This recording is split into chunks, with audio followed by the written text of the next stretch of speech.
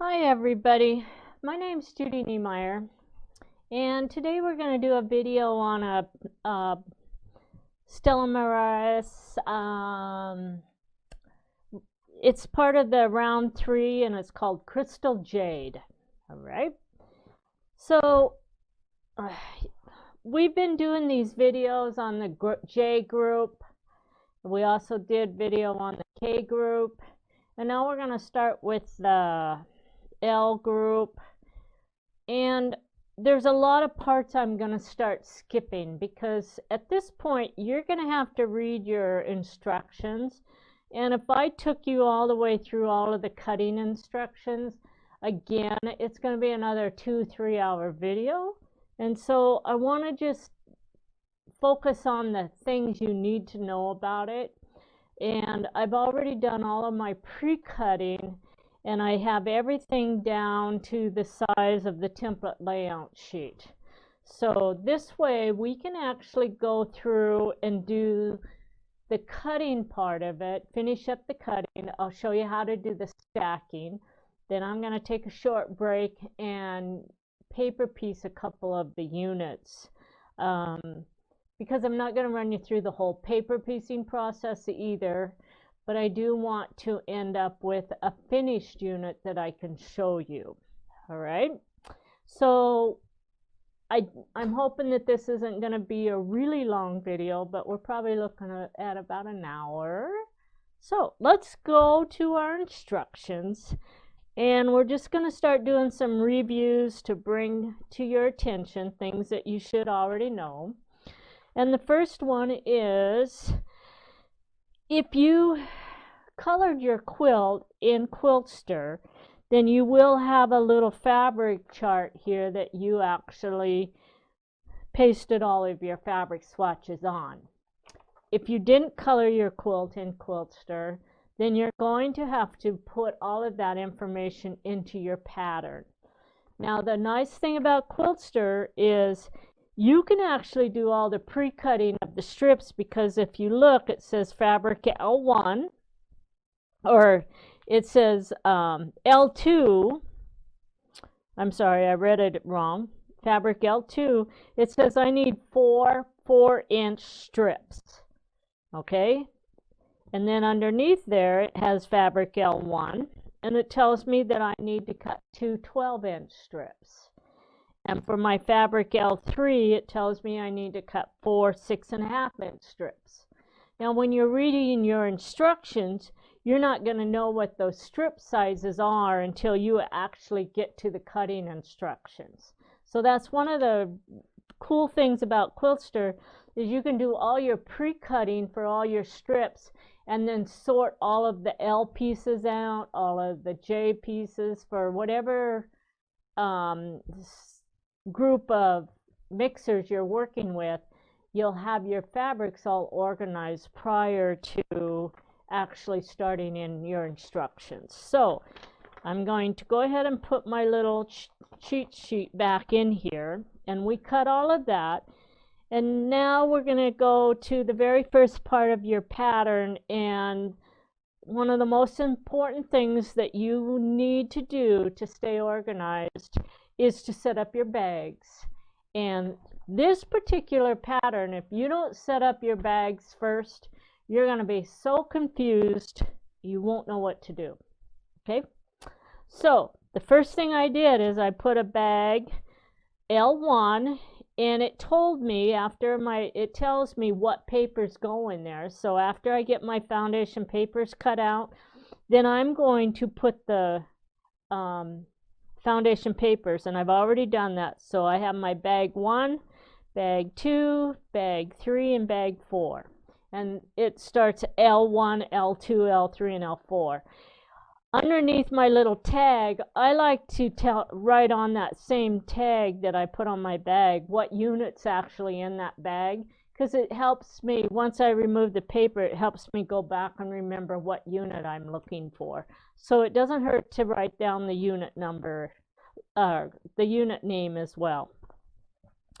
We have a lot of left and right units in this set of instructions, because and I'm going to show you where it's at. It's this unit here that I'm making.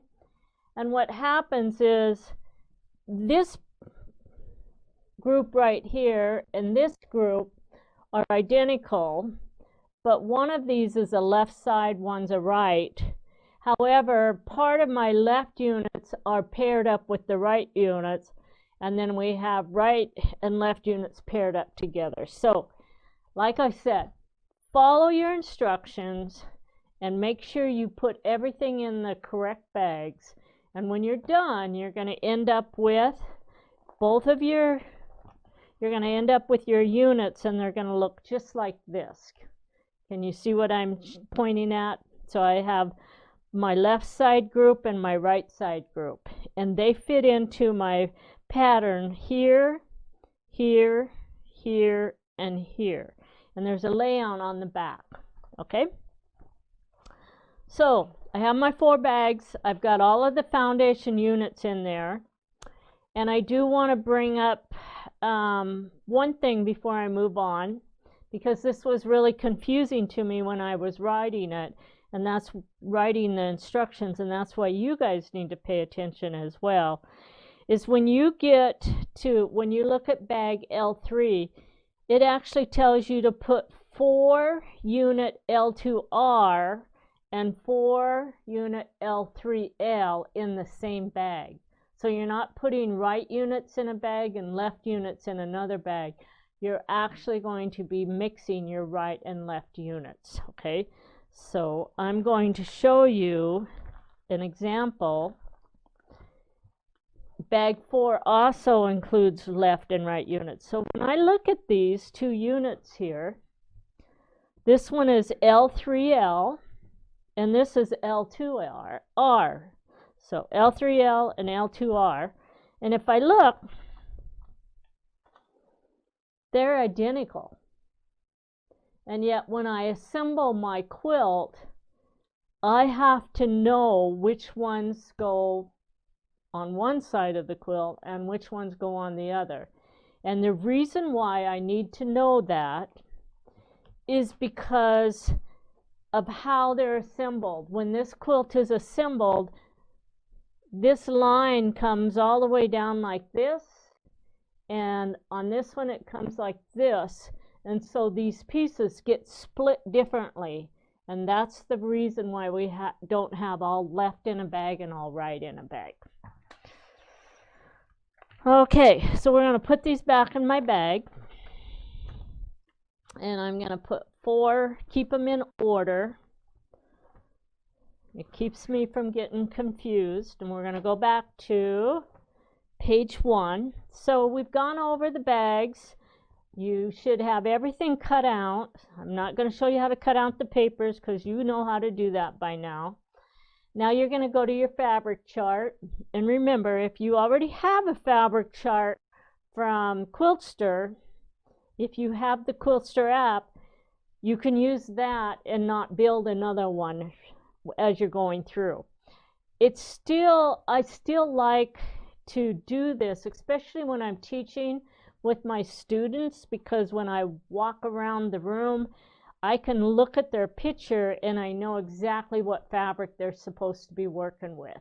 And it's a little bit easier to keep track of where you're at in your pattern if you have these little swatches as you go. When you look at the color layout underneath your yardage chart, all of the letters on there are the colors, the fabric colors, okay?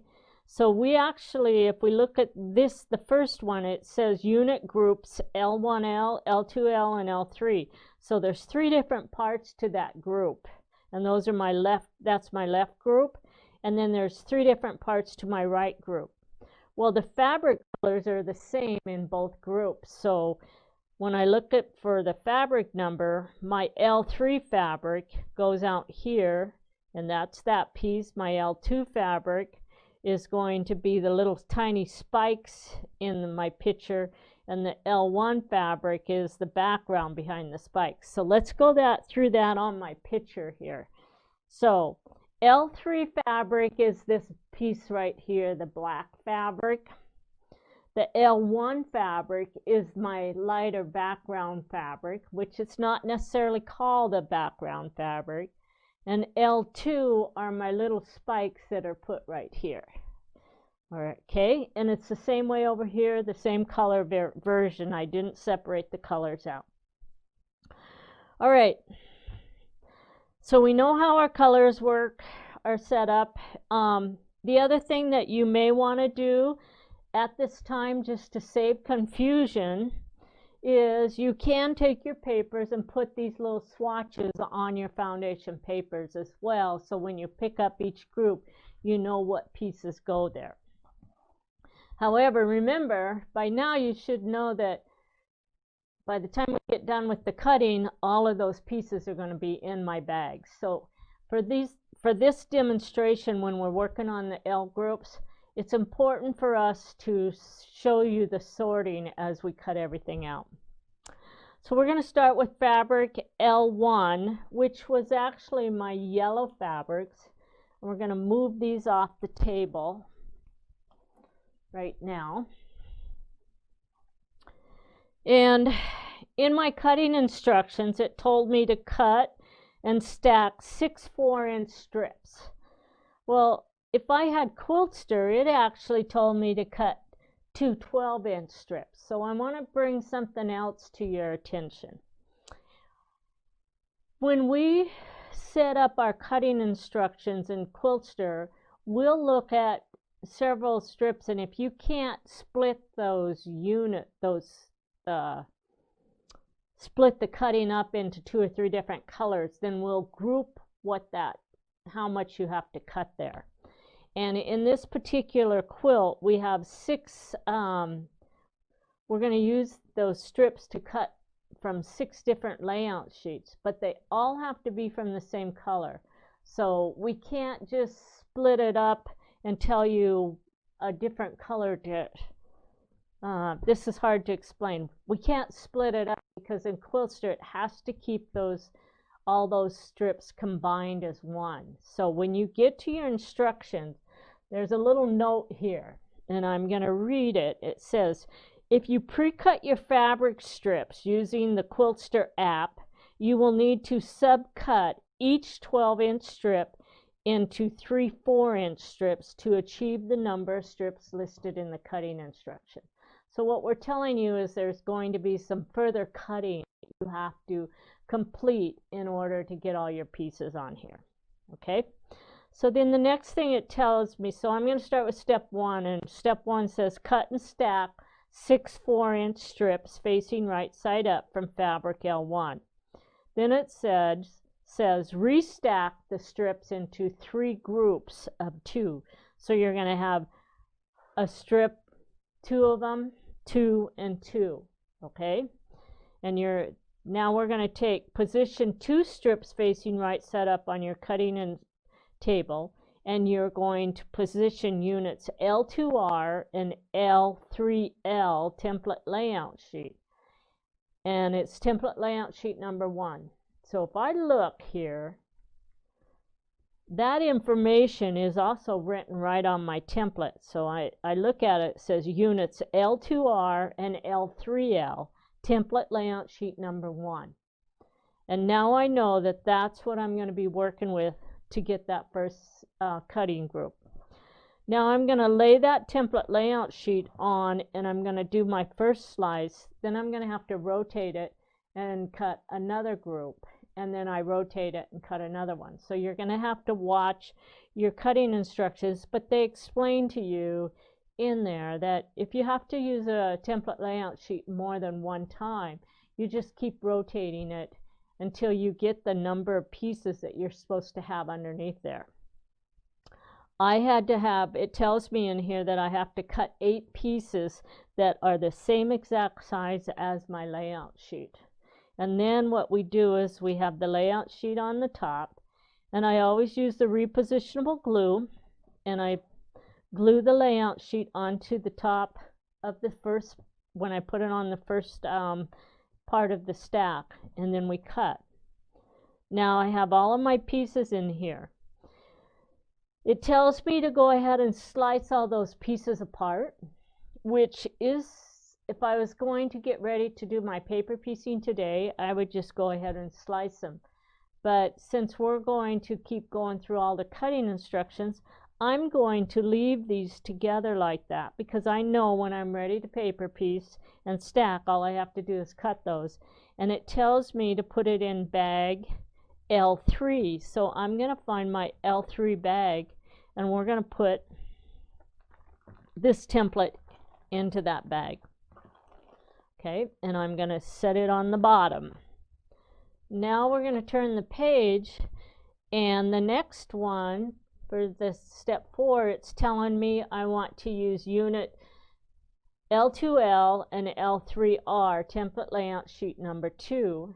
So when I pick this up, this is my template layout sheet number 2, and my unit numbers are all correct, and I'm going to go through the cutting process again. Then we're going to put these pieces into bag number L4. So I'm going to find L4, and we're going to set these pieces in there.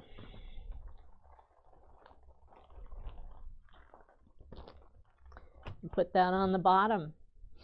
So the next step, it tells me, is to position the last 2 strips, and you're going to use unit L1L and L1R.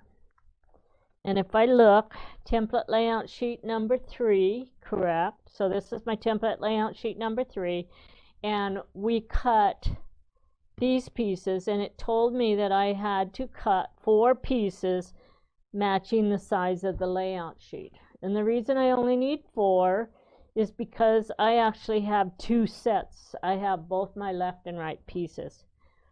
This tells me to put these in bag L2. So we're going to slip this in here. All right.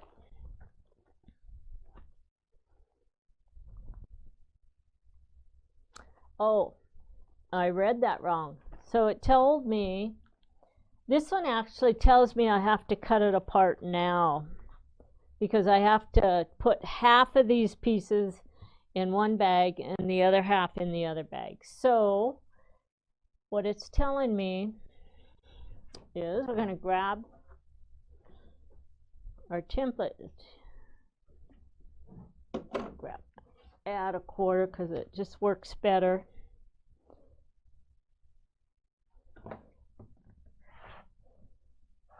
Okay. And when I'm cutting this stuff apart, I like to try to make sure that I have it laid out the same way the picture is, which I don't. So we're going to flip this around like that. Now it looks like my picture. Okay. So now we're going to go to cut line 2. And then we're going to go to cut line 3.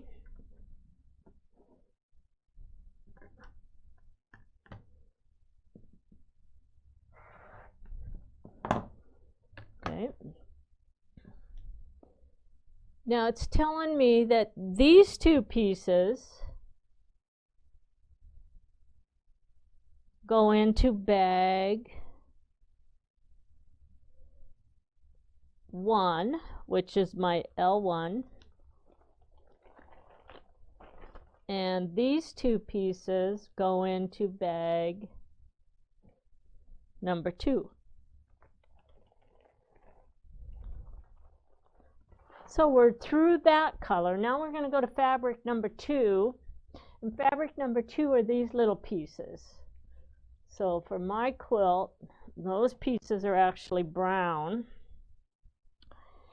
And this one says you were supposed to cut and stack 4 4-inch strips. You stack all of the strips facing right side up into one stack, and then you were supposed to position your templates.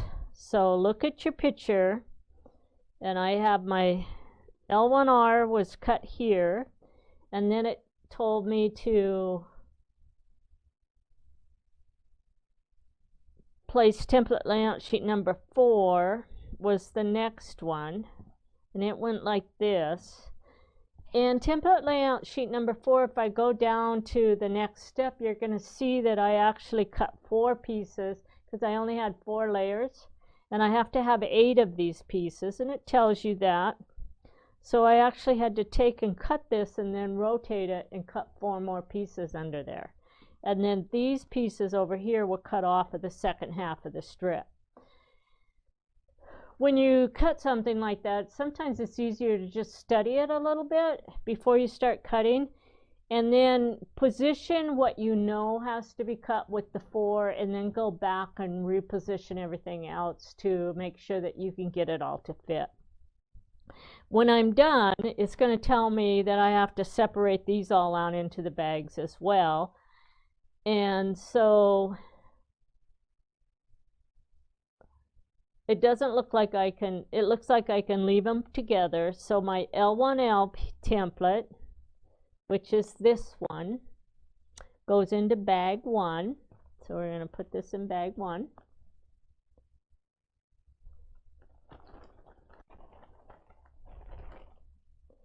And then my L1R piece goes into bag 2.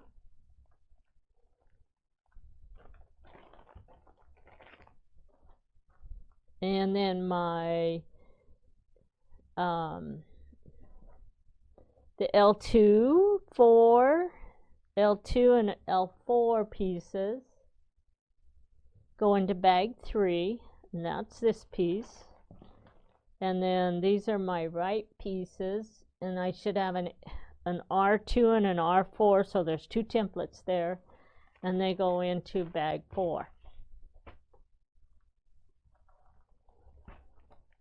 All right, now we're at fabric L3, so we're going to bring those pieces over.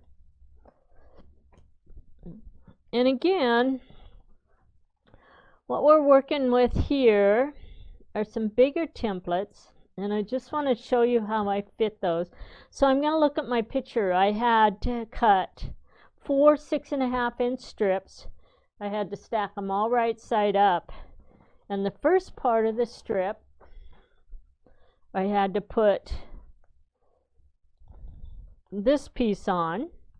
That's my right side, and I have to get 2 cuts out of here. Well, I only have 1 template, so I'm just going to position those, and then I'm going to figure out, we're going to put the next piece onto another one. So what I do is I put the template on, and I figure out where to cut that, and then this piece right here was over here.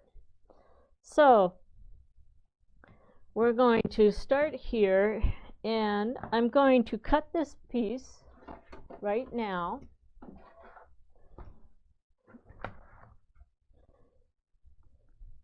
And it doesn't have to be cut accurately, but you should probably try to stay pretty close. And I'm going to just do a free motion cut, and then I'm going to cut square. Now I can take this and flip this around, and I'm going to pull my paper clips off.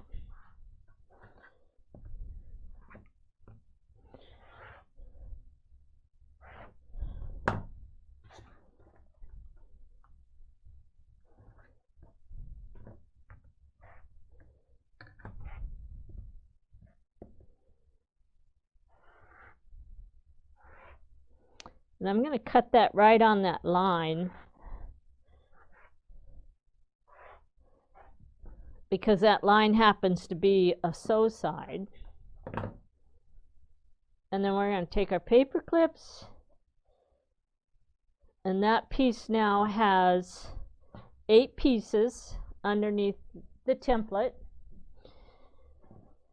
And this is my L2L and L3R.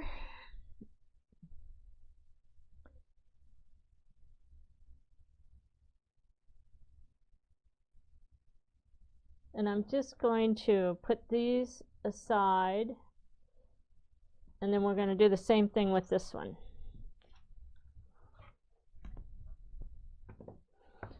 We're just going to start with a rough cut here.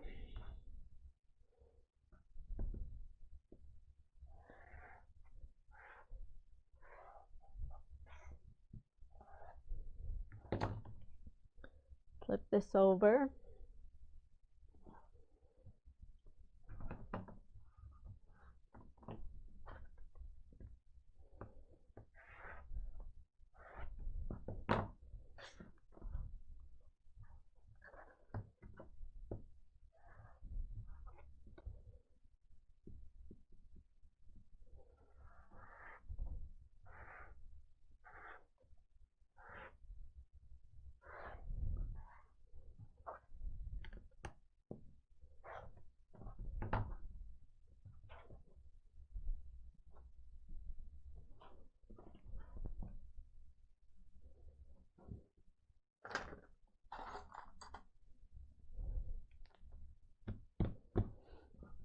Okay, both of these pieces have a TRP line, and if you've watched some of the previous videos, you'll know that normally if I have something like this, I'll actually go in and just sew through all 8 layers, and it puts holes in there, and that way it keeps everything together until I'm ready to work with it.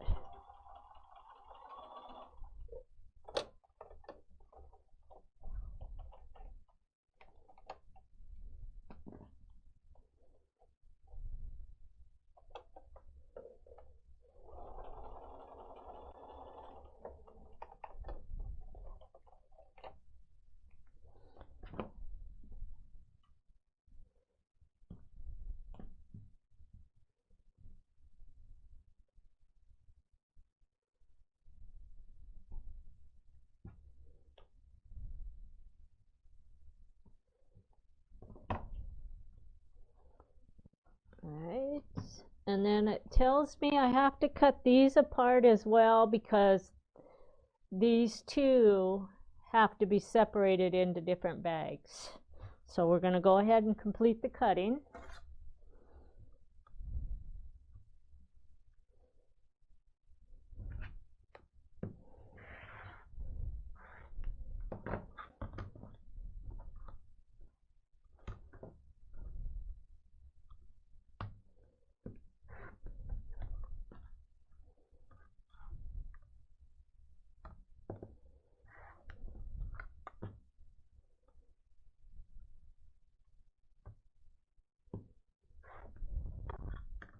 You will notice on these pieces that it has some other cut lines on it after we separate them. And you want to go ahead and complete the cutting because those are your sew sides.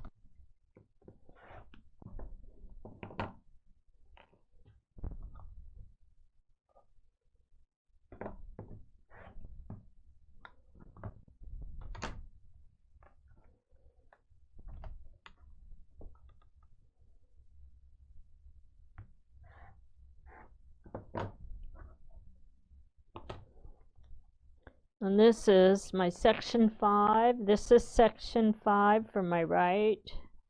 This is section 4 for the right. And this is section 4 for my left. So now I have my left pieces here and my right here. And we're going to go back and read our instructions and figure out what bags we put them in. So my L1R, let's see, this is an L1R. L1R5 goes in bag L2. This is my bag L2.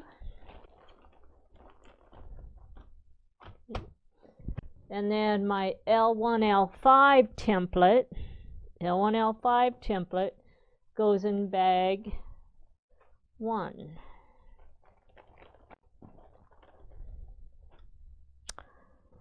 And then we have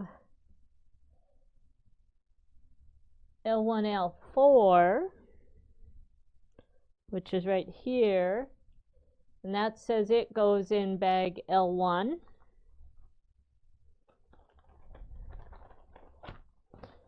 And my L1R4 section piece goes into bag L2.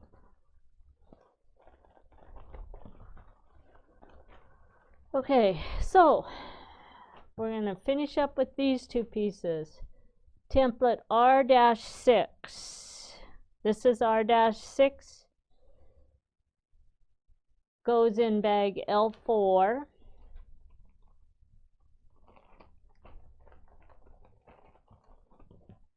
And this one goes in bag L4.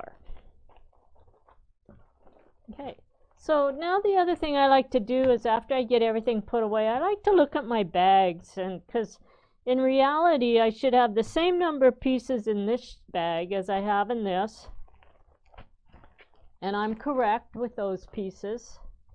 And then when I'm looking at this bag, these two bags should have the same number of pieces. And as I'm looking at them, I'm like, wait a minute, I should have another piece in here because I don't have any yellow fabric. So, and this one has all of my yellows. So I'm going to go back because I think I put these in the wrong bag. So let's look at them again. And this piece here is template L1, L3.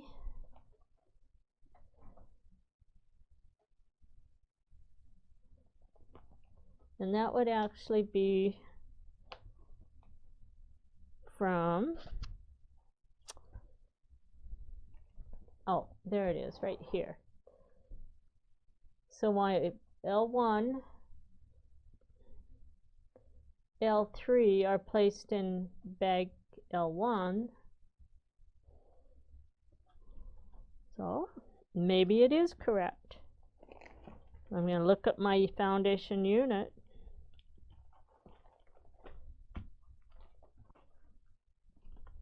I think my foundation papers fell out, moving them around so much.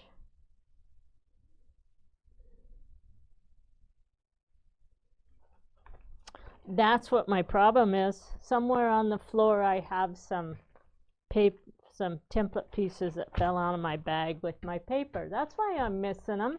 So it looks like I was correct. I just need to figure out where I put those other pieces. Okay. That sorting of the bags is really important. All right. If you don't get those pieces sorted properly, then you're going to get confused in the process of what you're making. So now we're going to go on, and I'm actually going to start with units L2R and L3L. And those particular pieces, and then it says units L2L and L3R, which I believe those are in my bags 3 and 4. And I get a feeling that you guys probably saw my pieces fall out of my bag somewhere. Are they in the front on the floor? Oh, well then they must have fallen out on the dresser. I'll find them. Okay, so these are the first two paper piecing bags that we're going to work with. In my instructions, I can look at the foundation papers. So I'm going to pull out the foundation papers. And when I look at it, these are actually the ones that I'm going to be working with. So I'm going to show you the paper piecing instructions for this bag, but we're not going to show it on this bag. We're going to set this aside. I'm going to take all of my foundation units there,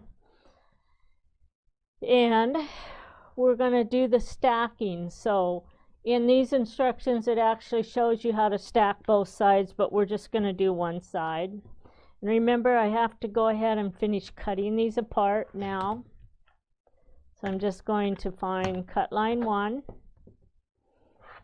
and then we're going to find cut line 2. Okay, and we're going to move these pieces off to the side.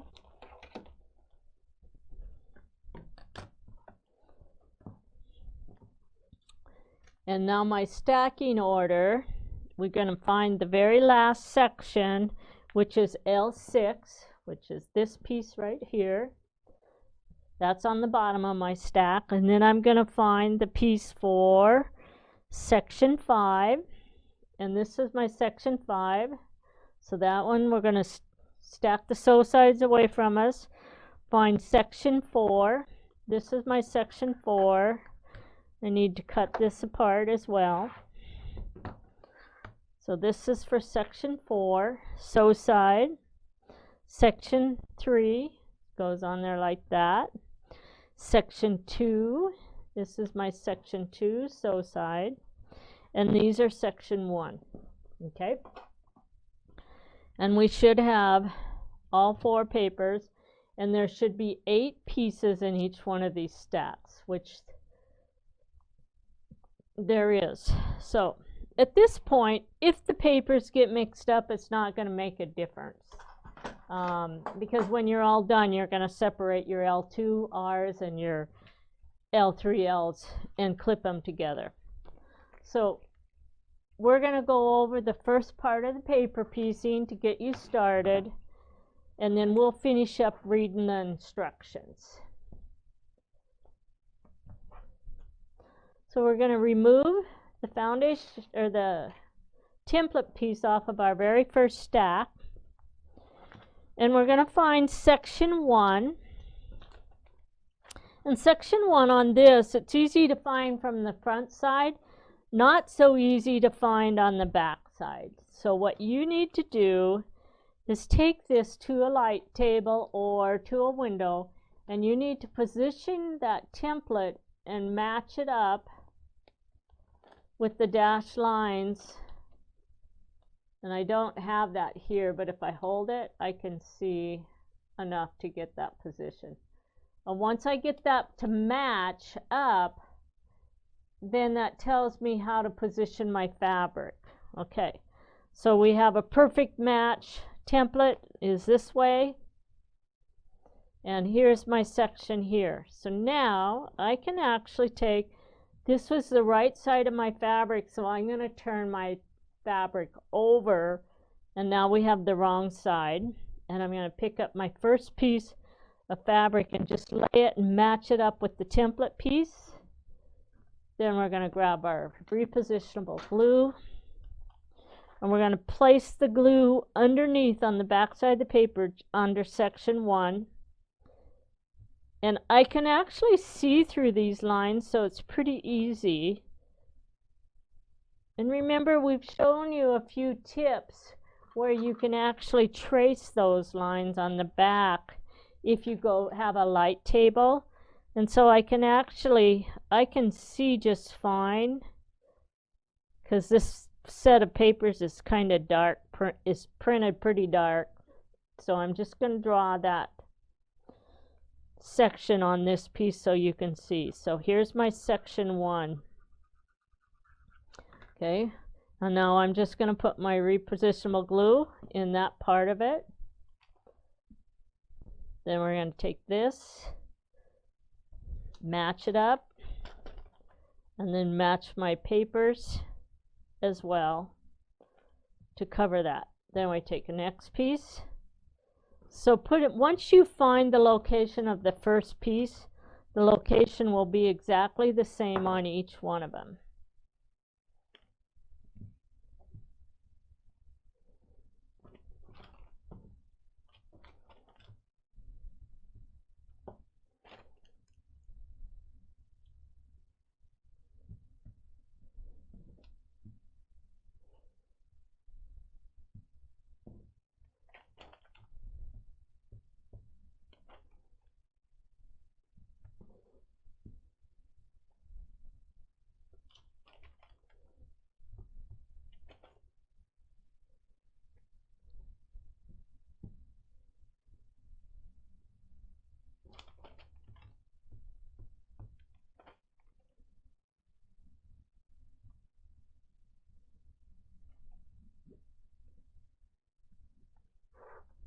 Okay, then we're going to put our last piece on the top, reach to the bottom of the pile,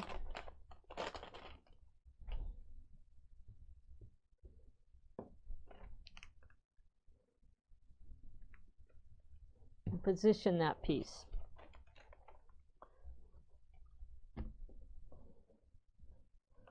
We're done with the glue for now. Now we're going to pick up each piece, and we're going to find our fold template. going to place the fold template on line 1, fold back the foundation paper, place the add a quarter ruler, and trim. And then you're going to just crease that and stack it off to the side. Fold back the paper on line 1, trim with the add a quarter.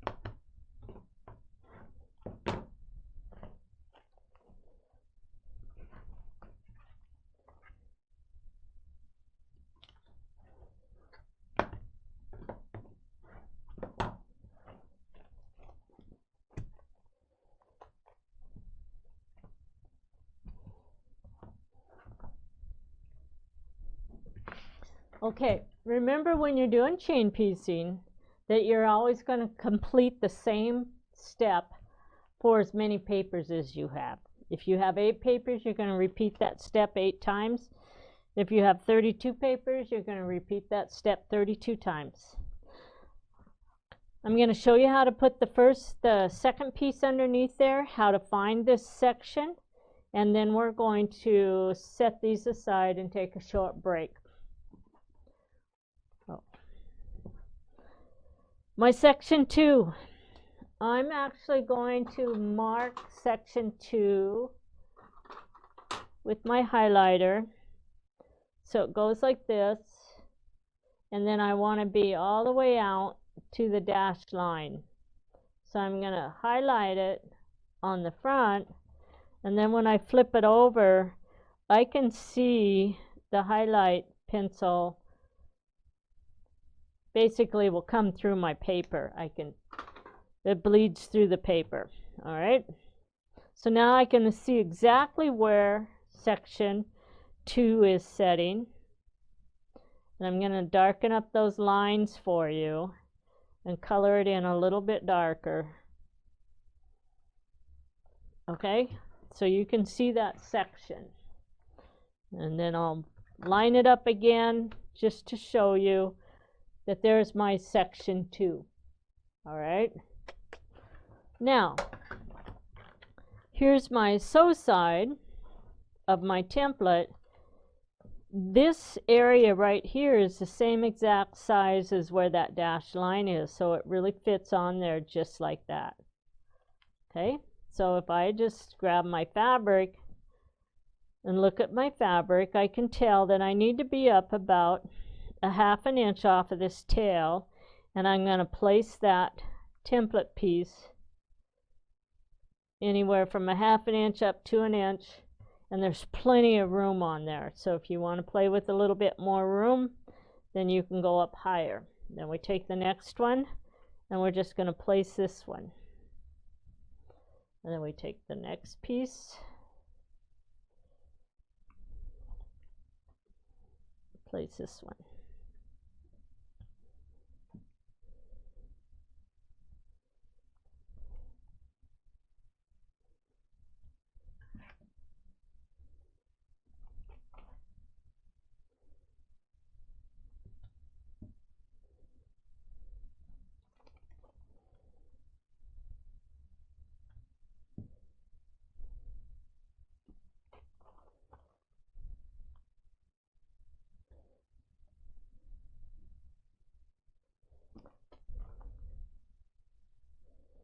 So something else I want to mention is this particular group of templates, the L group, they're all kind of funny shaped pieces.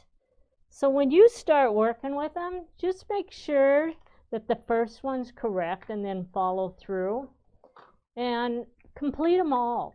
Because if you can do one of them the right way, you can do all 8 of them the right way.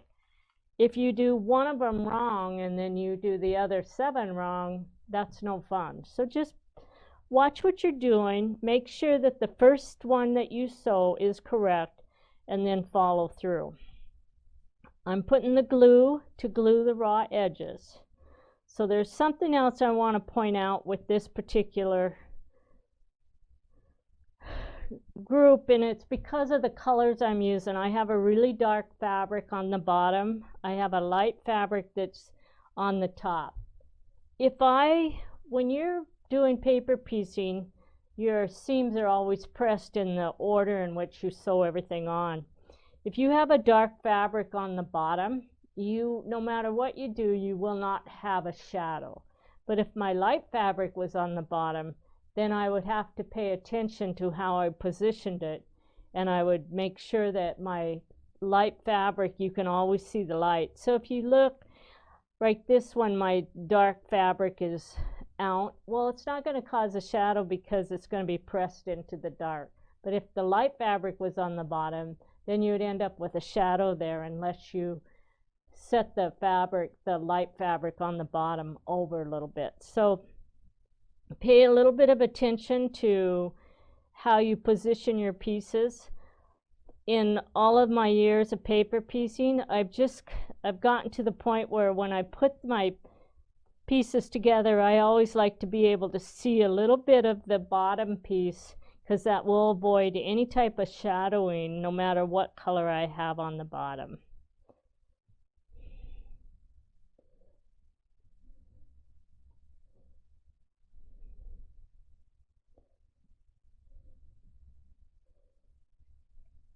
Okay, so I have all these ready to sew, and we've done a lot of paper piecing up to this point, and so I'm not going to go through all the steps other than I want to show you on my very first piece.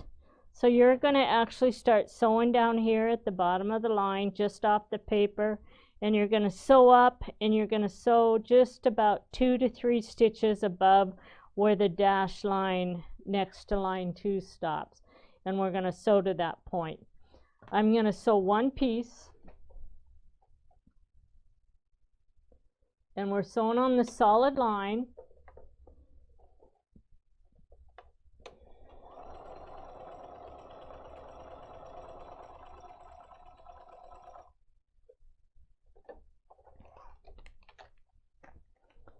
So one thing I want to bring to your attention is on these particular units, this curved line, don't sew past that curved line. That'll just it'll complicate things for you. So just make sure that when you stop out here in the middle of your paper that you stop before going across that solid line, which is sew line 6.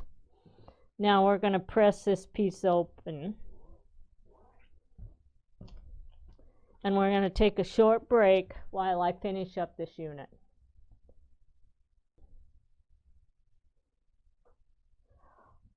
Okay, you guys, I finished up one of the paper piece units. Actually, I finished several of them. And I want to go back and point out that in the paper piecing process of this particular unit, we have what we call curved paper piecing. So if you go into your instructions, when you finish up the paper piecing at this point, then it goes to what it calls section 6, template R6 and L6, which are these pieces. And then it's going to walk you through the curved paper piecing steps. So I'm going to walk you through this to show you how this is done. The very first thing it's going to tell you to do is to sew the basting stitch. We have our basting stitch line, and it's called basting stitch line 5, and we're going to stitch that line. I'm going to go ahead and cut a whole bunch of these threads off the back of this. I have a TRP line that I had to sew when I finished up with the paper piecing, which it tells you in your instructions to do that. This foundation unit actually has another TRP line out here, and I can't really sew this yet because I haven't added this piece to it. So there's going to be some special instructions when we get to there. All right, so I'm going to go to my machine. And we're going to sew on basting stitch line 5.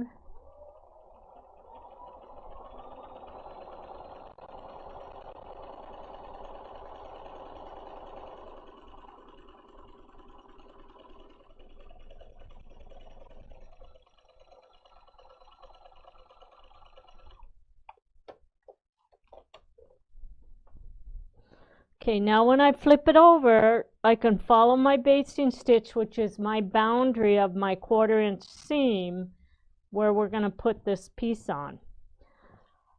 On this template, there was actually a basting line that needs to be sewn here.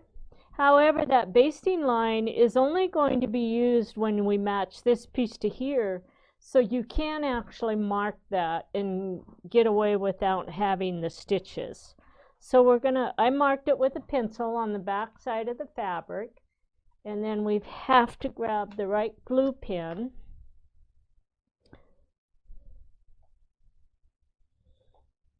And we're going to match the marked line up with the basting stitch that was sewn onto the unit underneath it. I will tell you that if you don't get this lined up exactly in the center where those two registration lines are, it's not going to fit, okay? There's not a lot of excess left over on the ends, and it just won't fit. So this is really important that you mark that. Now, I'm going to go ahead and run my glue,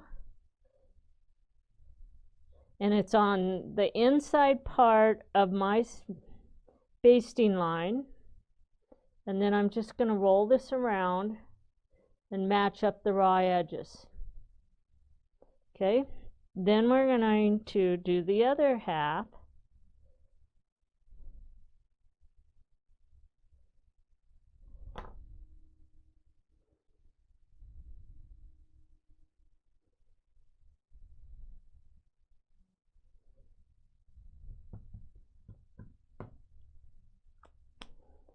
Now, the other thing I want to point out here is there's no smart corners on this piece because you're going to do the trimming after the fact.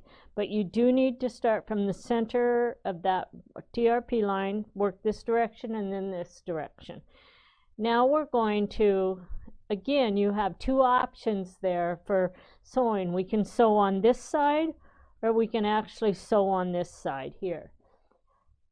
Because we have to match this seam line up to another place, which if you switch to my quilt, I'll point it down on the quilt. You're going to match, there's a matching point there. So if you don't sew exactly on that line, you won't be able to match that point. Okay, so back to the paper. Now, I can take and put a steam iron on that and kind of steam that flat a little bit, and I'm going to try, because I think my iron's hot.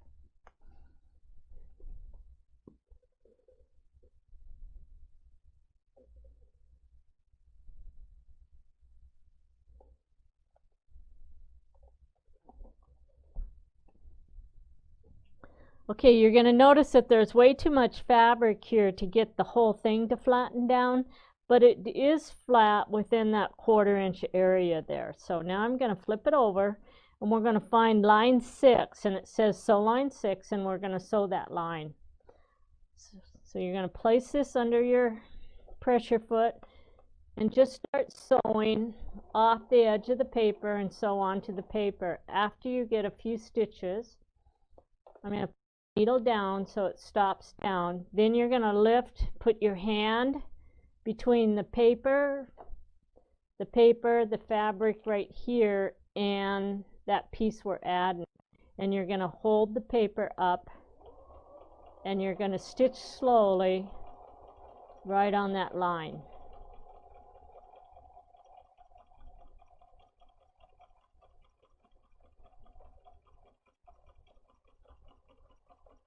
And just follow your finger along that sew line in front of your pressure foot as it's sewing, and it'll flatten and force this fabric to just roll underneath there, and you won't end up with any pleats at all. I'm going to sew off the edge.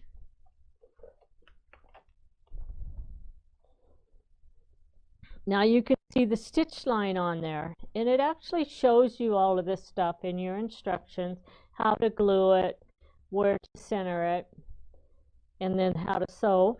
Now we're going to take this and we're going to go to the iron and we're going to press this open like that.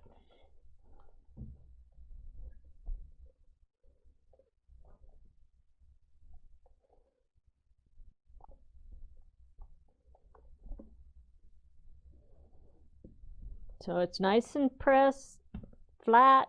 Now I'm going to trim around the outside.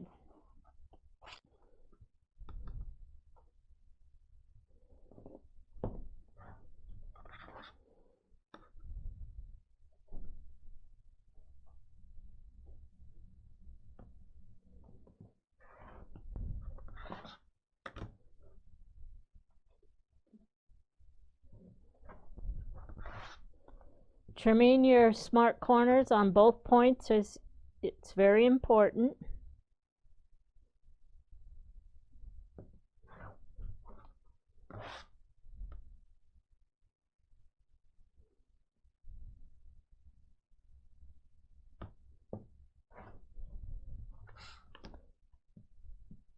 We're going to trim the last smart corner there.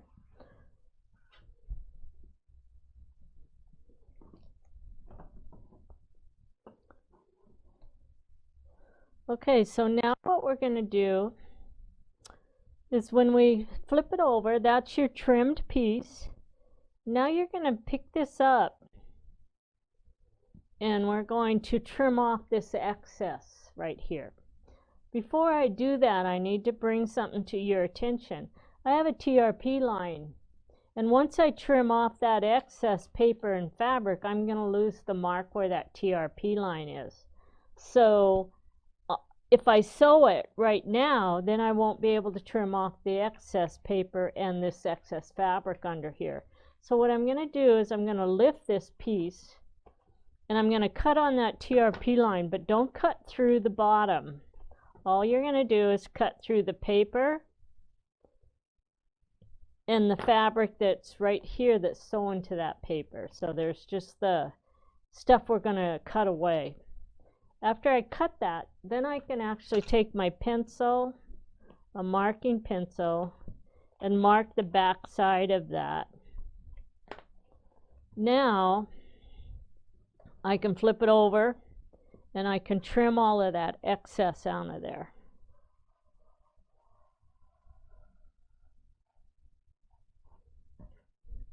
And you're going to cut all those little tails off.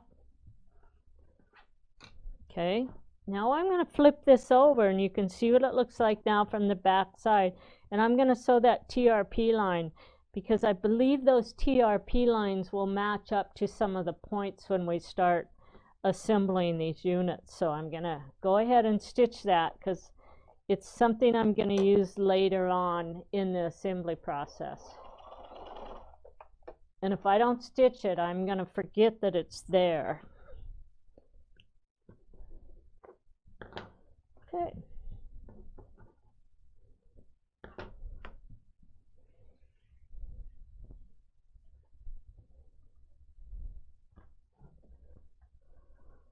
Right. Clean off our table, and then I'm going to show you how this finishes up.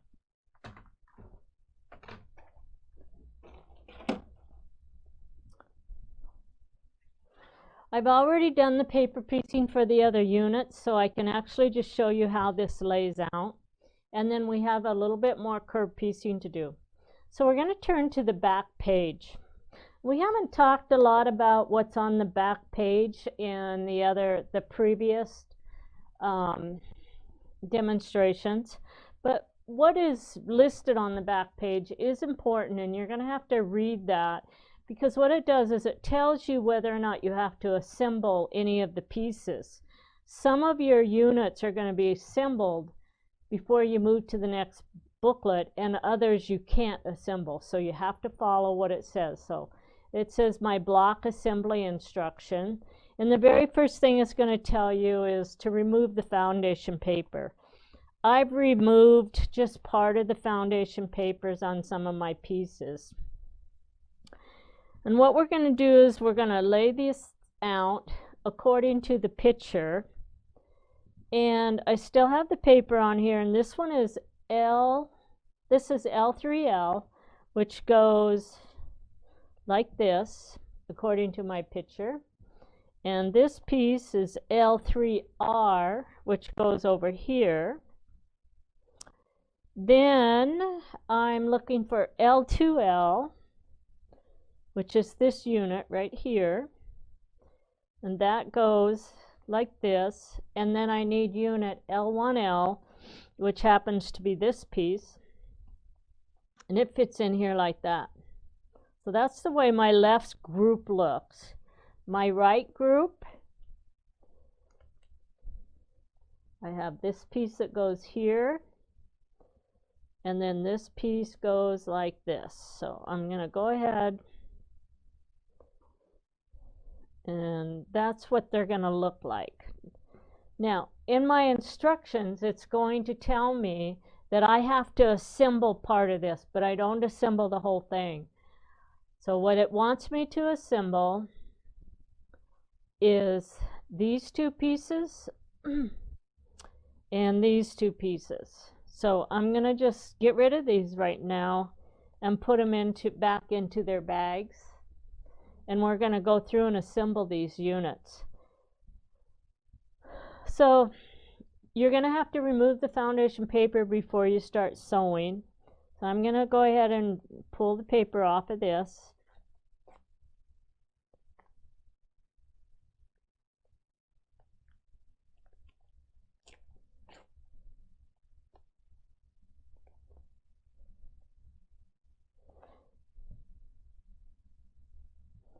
And since we're doing the video, I'm just going to remove it under the area in which I'm going to sew. I've already removed it under that place on this unit. And we're going to sew those two pieces together. This is a matched seam. Not only is it matched, it's actually a stack seam. And we're not going to do any repressing because it's an X seam. So no matter how it's pressed, we're going to have to find the 1/4 inch line on both pieces before we can sew that. So I'm going to actually take a ruler. Now I'm pretty good at eyeballing this, but if you're new, you can actually take a ruler and then just put a little mark where that 1/4 inch line is. So I've got a little mark here, and then I'm going to mark this one as well. Okay, so now I can see where these two points have to match. I'm going to grab my flower pen, and I rub my flower pens through my hair to oil the ends of them, and it makes it go through the fabric a lot easier. So I'm going to come in here at 1/4 inch, and I'm going to find that mark, and I want to put the pin right in the ditch of your fabric, of your seam. So I'm just in the ditch, and then I'm going to match it up with the mark on the other one. And then I'm just going to lay that pin down. I just want it to lay down flat, and I don't want it to, you know, distort the fabric or anything. You're going to notice that my smart corners fit perfectly as long as I get that piece matched. Now we're going to take our glue pen, and I'm going to glue the bottom. Then I'm going to glue the top.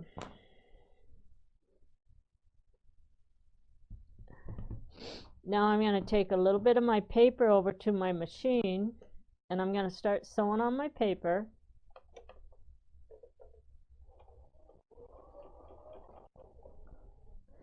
And then I'm going to lift this piece. We're going to line the edge of the fabric up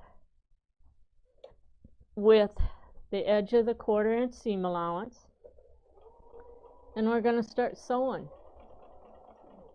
Now I'm going to go ahead and pull my pin out because it leaves a hole where I'm supposed to hit, but I always like to fold back the top piece and make sure that the pieces are actually lining up. And if you fold them back, you should have a perfect alignment where the seams match up. And then I usually will finger press my fabric. That way when I open it back up, I know exactly where I have to sew, and it keeps my needle going pretty straight. Okay. And nothing else has a matched seam, so we're just going to keep sewing down. We're going to sew right off the point of that smart corner. Now we're going to remove the paper under here, cut the threads, and before we iron, we're going to just open it up and make sure we hit. And I did a great job, and it's a perfect alignment. So now I'm going to press, and in my instructions it's going to tell me which way to press it, and it's telling me to press it towards this bottom, the L1 whatever unit that is. That's the L2 unit, so I'm going to press that.